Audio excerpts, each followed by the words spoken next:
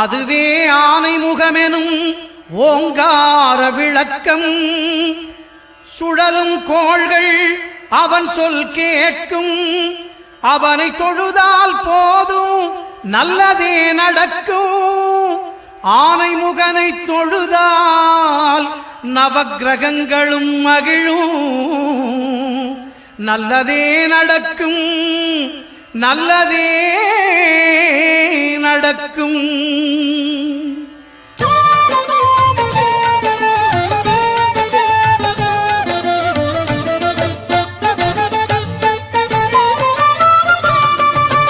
ஒன்பது கோளும் ஒன்றாய் காண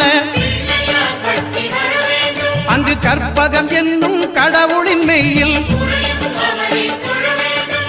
ஒன்பது கோளும் ஒன்றாய் காண அங்கு